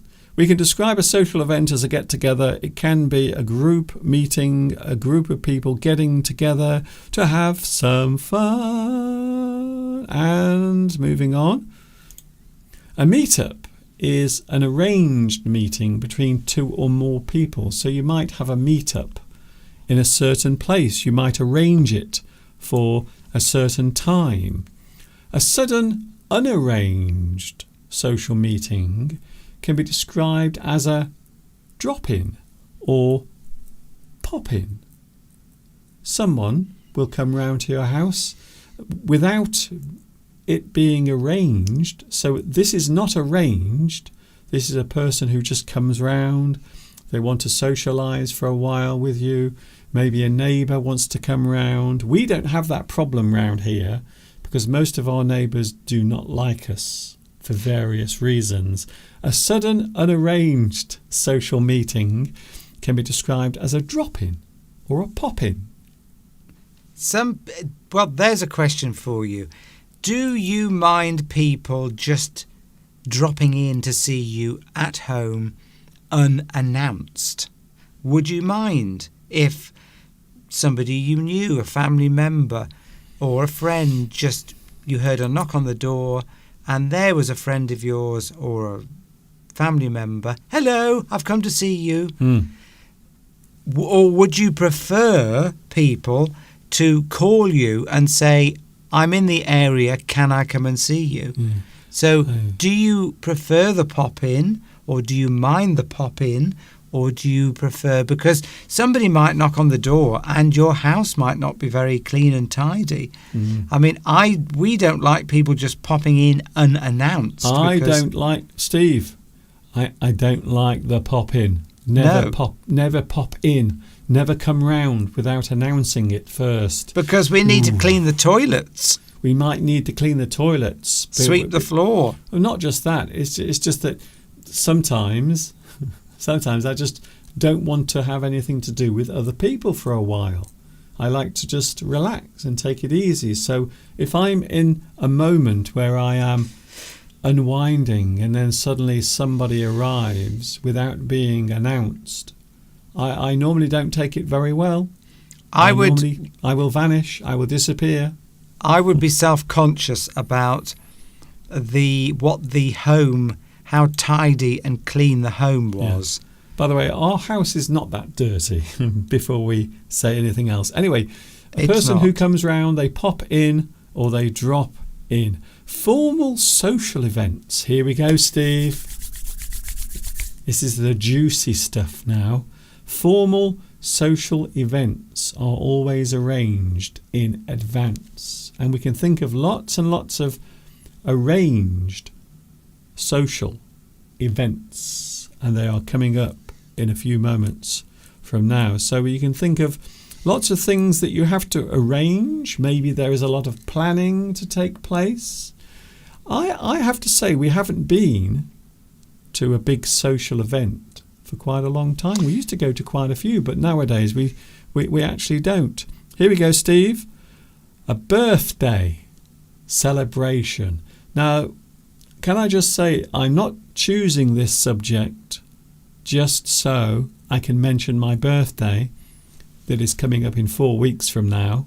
So I'm not doing this so I can mention my birthday, which is coming up in 4 weeks on the 12th of August. The 12th of August is my birthday. The 12th of August. So I'm not doing this because I want to talk about my birthday, which is coming up in 4 weeks on the 12th of August. I'm not doing it because of that, Steve. I'm definitely, because I know what will happen. People will say, Mr. Duncan, you're only mentioning your birthday as part of this topic. Your birthday that is coming up on the 12th of August. That's the only reason why you're mentioning it. So can I just well, I want to be clear on this. I'm not doing this subject so I can mention my birthday that is coming up in 4 weeks from now on the 12th of August. I'm glad you've reminded me, Mr. Duncan. Can you just make a note of that? I'm glad you've reminded me because I'd completely forgotten it was your birthday on the 12th. The 12th, did you say? The 12th of August, The Steve. 12th. What time? I'm joking. Yes, I'll have to note to self, get Mr. Duncan a birthday card and maybe a present because his birthday's coming up. In 4 weeks on the 12th of August. Did I mention that? Well, yes. I think you've mentioned it. I think most people will know by now. Okay. Even if they're asleep, even if they're watching the tennis, I think that would have got through. By the way, people are probably wondering why Marty D has put curry night on the live chat. That's because he's a friend of ours, doesn't live too far from us. Okay. And we're going to arrange a meet-up to have a curry. When we say a curry night, it means we're going out to an Indian restaurant to have a curry. That's what we say here. Yeah. Fancy a curry night. Okay. So that's what we're going to do. Although maybe I shall see you on Monday. Okay, Steve, this seems like something you could probably do when we're not doing a live stream. I'm being sociable to my friends. So yes, it is a type of social event, going out for a meal with your friends, I suppose. Yes. Partridge wants you to do a 24-hour live stream on your birthday. I think we both know that's not happening for 2 reasons. One, I have better things to do, and 2, I'm too old to do 24 hours. How much money would it take for you to be convinced to do a 24-hour live stream? There isn't any. Maybe. You couldn't pay me enough because I wouldn't survive. You would be, the next day, you would be taking my still cold body out of the house. And that's no way to end your YouTube career. Maybe we could do an hour each. 1 hour you, 1 hour me. Well, that's just 2 hours. Yeah, but we alternate and we carry on for 24 hours. Oh, I'm glad you explained that. I'd need a lot of money to convince me to go forward with that. Yes. Anyway, a certain age reached will often be celebrated in some way. Maybe if you have what we call a milestone birthday. Maybe you reach a certain age. Now, what would you say was the age that people would celebrate the most, Mr. Steve? Well, milestones. Would you say a kilometre stone if you were on in Europe? Okay. A milestone is a significant point in time, isn't it? Yes. We explain what that is. Well, it can be a significant anything. Significant something. So a milestone age would be, 18 or 21? Yeah. Now, it's interesting you should say that because I remember growing up, again, many years ago, before the internet, before WhatsApp. There was no WhatsApp. We used to just send pigeons out of our windows. If we wanted to send an email, we had to write something down on a piece of paper and tie it to a pigeon's leg and then let the pigeon go. And then maybe a week or 2 weeks or maybe a year later, you would get a reply. The pigeon would come back. Sometimes it was a different pigeon for various reasons. Maybe the pigeon didn't make it back, or maybe they were hungry on that particular day and they decided to have some pigeon pie. We'd eat the pigeon. If the pigeon arrived with a note on it, we would capture the pigeon, read the note, and then eat the pigeon. Yeah, that's the joke I was kind of going with there, Steve. A certain age, 21. I remember growing up, Steve, it was always 21. You had the key to the door. Do you remember that? Yes. There was a song. 21 today. It was 21 linked. 21 today. You've got the key to the door. You've never been 21 before. Yes, but then it was reduced down to 18. I can't remember. I think it was used to be related to when you could vote. When it was perceived that you were an adult. Yes. And you were on your own. Suddenly your parents were no longer looking after you. You left home. You had to fly the nest. Fly the nest, which a lot of parents want their children to do. Yes.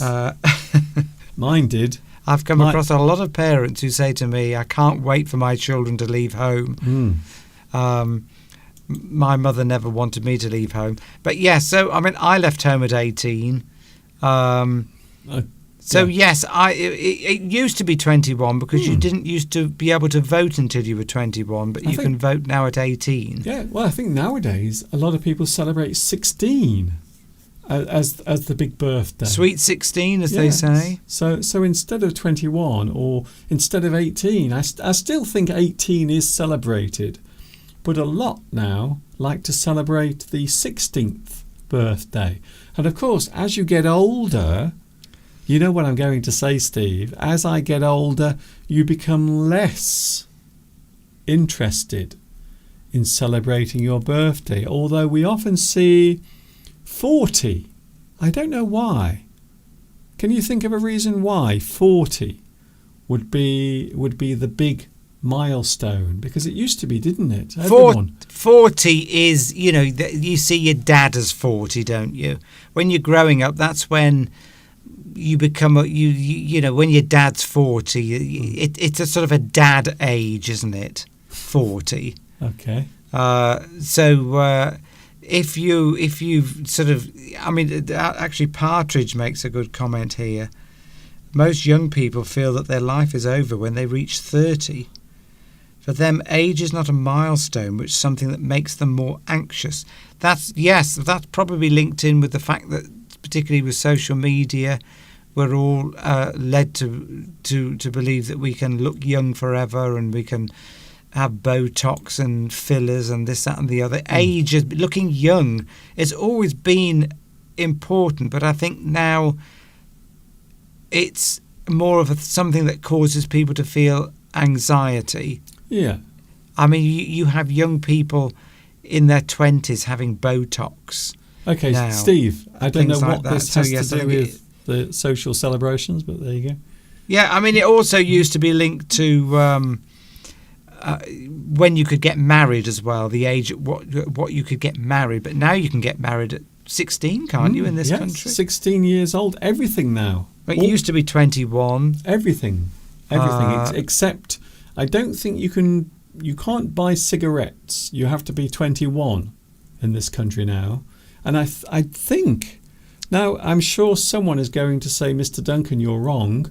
I think it's also drinking alcohol. I think it's, is it still over 18 or over 21? I think it's you can definitely drink at 18. I think you can probably, I don't know if you can you go into a pub at 16 and drink in the UK? I don't know. No, I used to sneak in. I think it's 18. When I was 17, I used to go to the local bar in town in Stafford with my friends, and we would sometimes have a little beer, and I was always asked how old I was. Always. Even when I was 30, people used to not believe that I was over 18, which I suppose in a way is a compliment when you think about it. Well, that's it. You see, when I was younger and I went to nightclubs, I never looked my age when I was younger because I had hair then. So I So I never looked my age, and they used to ask me, whether I was old enough. But when they stop, that's quite a milestone in your life, when you stop being asked for identification anymore when you go into pubs or nightclubs, because then you suddenly know you must look your age. Yes. So when people stop asking you to prove your age, that's when you know that you are now officially going rotten, like an old vegetable in the refrigerator. So a certain age reached, we often celebrated. But of course these days, and I was thinking about this yesterday, because one of my all-time favourite films, of course, is Star Wars. And yesterday, Harrison Ford, who played Han Solo and, of course, Indiana Jones, was 82 yesterday. Isn't that incredible? 82. He does look 82, but he wears it very well. He wears his age very well. So you can tell that he's not 20 anymore, but he wears his age very well. Some people do. They grow old gracefully. And I think he is a very good example of that type of celebrity, growing old. He doesn't mind his wrinkles and his strange sort of jowls. He doesn't mind. He doesn't care about it. Well, he's growing old gracefully. That's quite the sad difference, really, between men getting older and women getting older. If a man looks after himself, keeps himself fit and healthy, he can still look elderly, sort of 70, 60, but he's often still quite attractive to a lot of women. The silver fox, the man who's gone grey but is maybe in his 60s or 70s, can still be physically quite attractive to another woman as long as they've stayed slim. But it doesn't work the other way round. Unfortunately for women, as they get older, then they're not perceived as being attractive anymore. I'm talking generalisations here. Can I just say, Steve, we've got to move on because we've only got 10 minutes. So there are milestones, and next year, by the way, I will say this very quietly. Next year, I will be reaching a milestone birthday. Next year, not this year. This year it's just a boring one. By the way, it's in 4 weeks from now, on the 12th of August, just in case I didn't mention it already. So it is possible for certain ages. Of course, when you get really, really old, people will celebrate it as well, won't they, Steve? So maybe if you're 80 or 90, I always remember you bought a card for your mum and it had 90 today. And I don't think she liked it really, did she?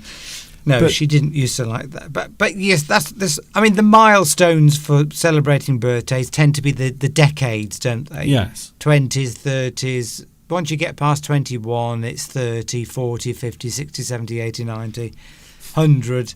I think 100 is... I think 90 and 100 are two of those that only a few reach. So it becomes extra special. So the longer you can still breathe, the better you become. It's almost like you become more important again. You fade away during your middle age, and then you suddenly reappear again when you're getting older. So everyone goes, "Oh, hooray, hooray, you're still alive." It's like Dick Van Dyke. Dick Van Dyke, well-known comedy actor. "Oh, hello, Mary Poppins.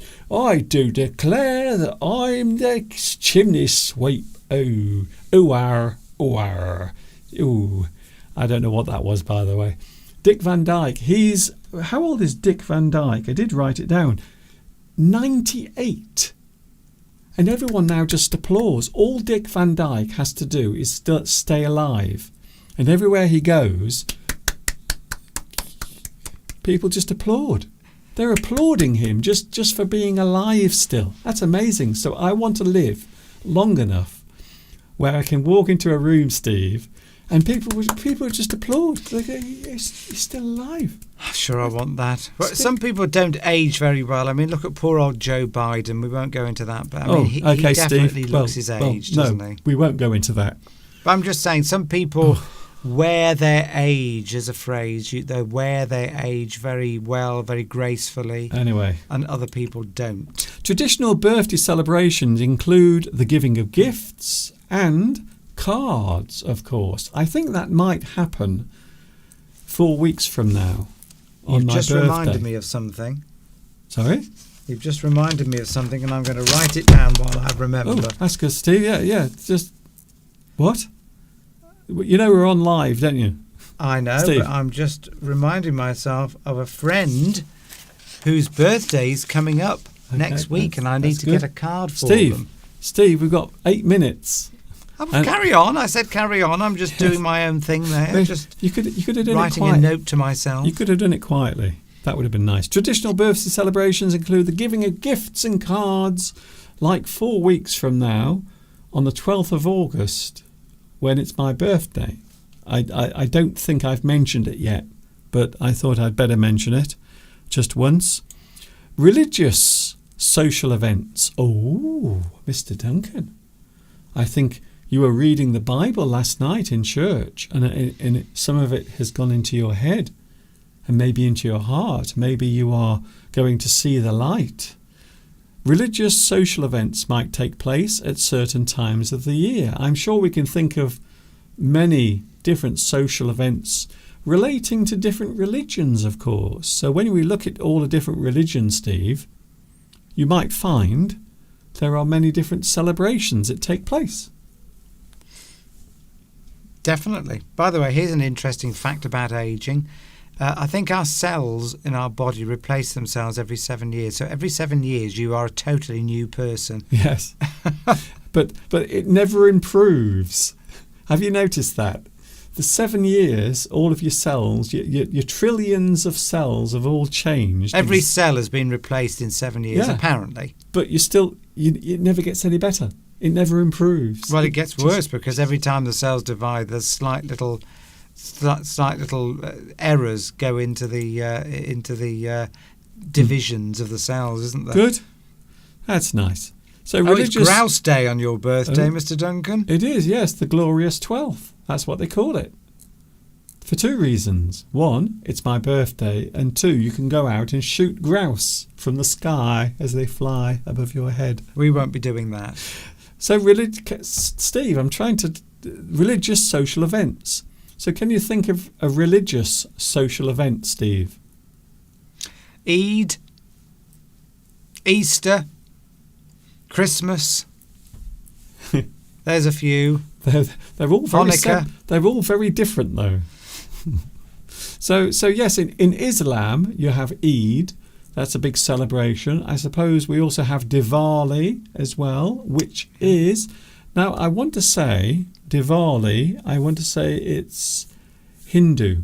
Would I be right there, Steve? Because, of course, you're the expert. I'm no expert. Oh. So I wouldn't like to comment. I think it is. And then, of course, in the Jewish faith, you have the coming of age, normally of the male, and that you have the bar mitzvah, very big event taking place as well. And, of course, Christmas. How can we forget that wonderful time of year? Already, people are talking about Christmas on the television. I was watching the other night, and there was a craft show on teaching you how to make things. And they were talking about making Christmas cards. I really wanted to break my television in half over my knee. I really did. We can't talk about Christmas yet, Mr. Steve, can we? Oh, please do not, Mr. Duncan. By the way, Partridge wants to see your golden button. Oh, well, you're not the first person to ask to see my button. I have to be honest with you. It's just there behind you. There it is. There it is. There is my golden button. It's impossible for Mr. Duncan to go and reach that. There is no way I'm going over there because it's behind a fixed set. Yes, it would be we could see an accident live. There it is. Anyway, there it is. There it is. There it is. 1 million subscribers. Thank you for mentioning that, Partridge. We can't, unfortunately, go and fetch it. No. Although you can see it. There we go. The request was to see it, and there it is. Well, I want to see a close-up. Oh, that's not happening. Most weddings take place. Oh, weddings. Oh, I've skipped ahead now, Steve. I'm getting the marriage between two people, Mr. Steve. Do you take this person to be your lawful wedded partner forever and ever? You're going to wake up every morning together and talk to each other every single day for the rest of your life. Would you like to do that? Does that sound like a good idea, Mr. Steve? Well, it's you're committing yourself to a person, aren't you? And it works for some people.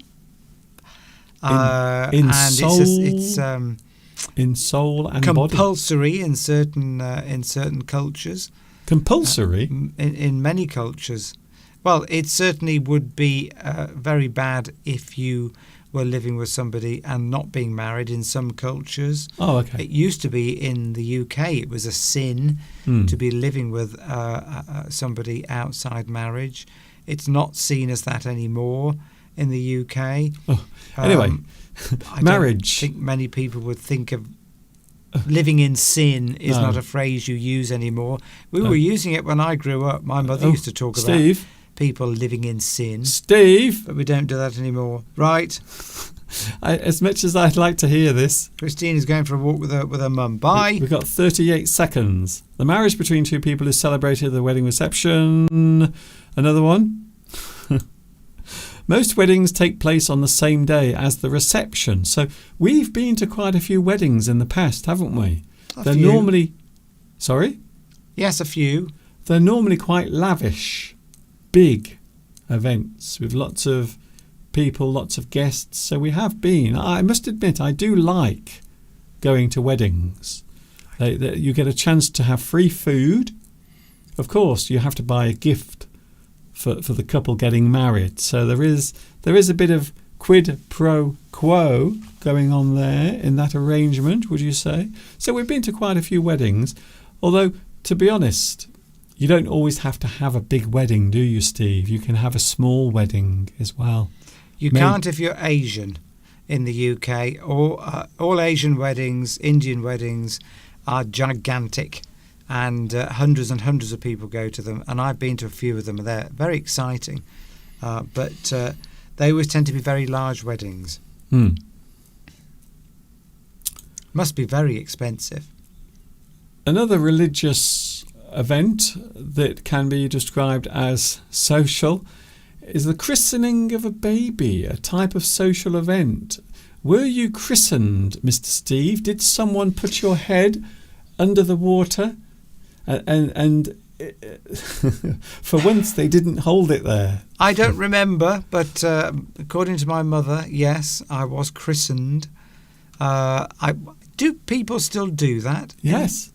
How common is it for babies to be christened? Obviously, you've got to be a Christian for that to happen. But I'm just wondering, in our increasingly reduced religious secular society, whether many people actually do get their babies baptised these days. I think it's still quite common. I don't know whether we they see do. it quite often in Much Wenlock. There's always a baby being taken in to the local church to have its head pushed into the water for a few moments, just to make sure it realises you are. I'd like to know how many people in the UK who would see themselves as originating from the Christian religion, how many of them actually do get their children baptised? I don't know.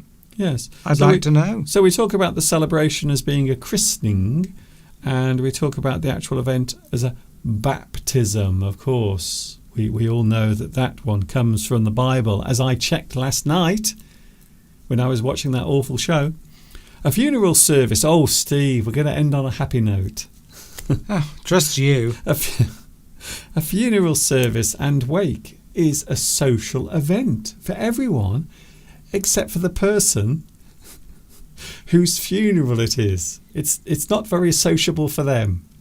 They don't get to enjoy any of it. But a funeral service and a wake is a social event attended by family and friends. There are social groups, Mr. Steve, that meet on a regular basis. There are clubs. Did you ever belong to a club, Steve? I did. I was in the Cub Scouts. Ooh. I suppose you would describe my amateur dramatic societies as clubs in a way. Where people meet that have a common interest in something. Yes. So could be a swimming club, could be a chess club. It could be anything where everyone is meeting to do a particular thing, a particular activity together. It could be a game, chess, tennis club, football club. A group people that all have a common interest, and that particular society or club is devoted to that particular thing, whatever it is. Good way to become to increase your social skills is to join a club. Yes, or as long as you don't end up in the club.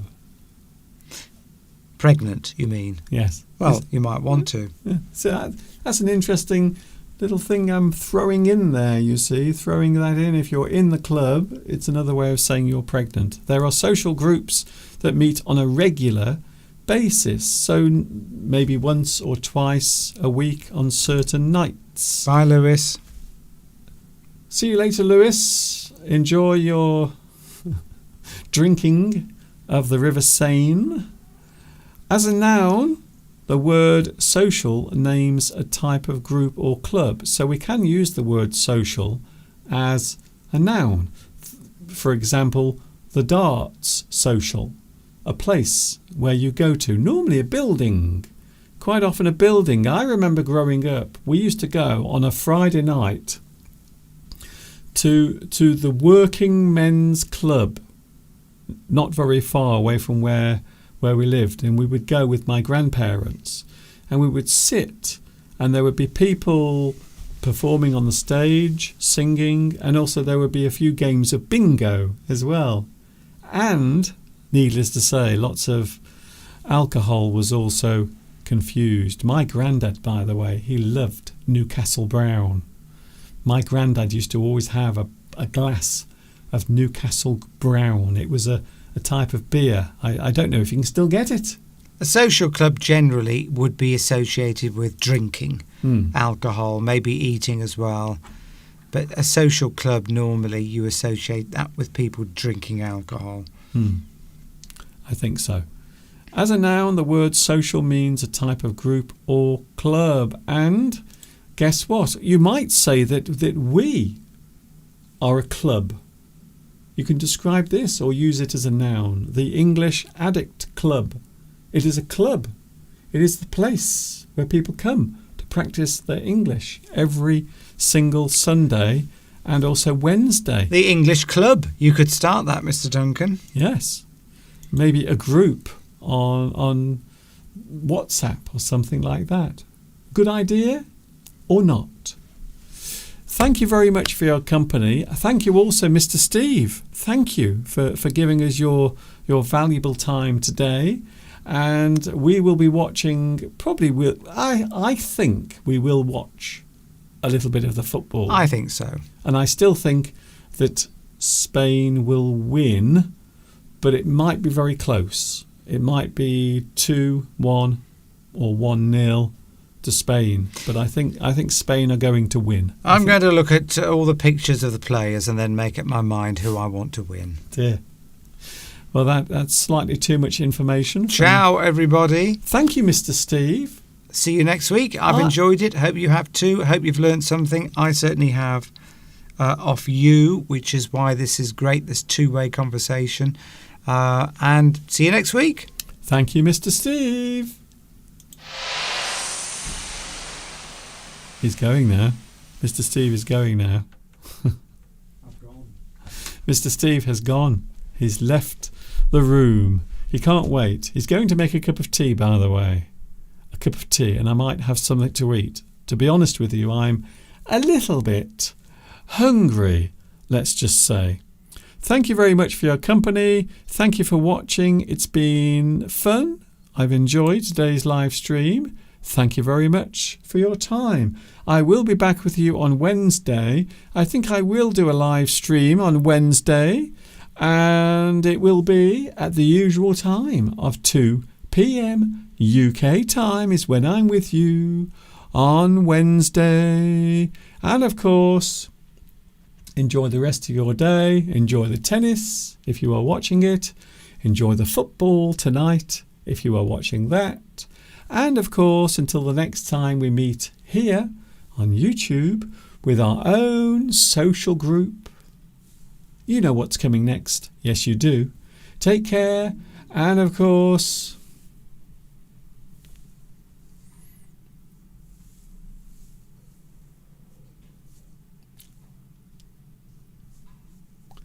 ta-ta for now. See you on Wednesday. Be good.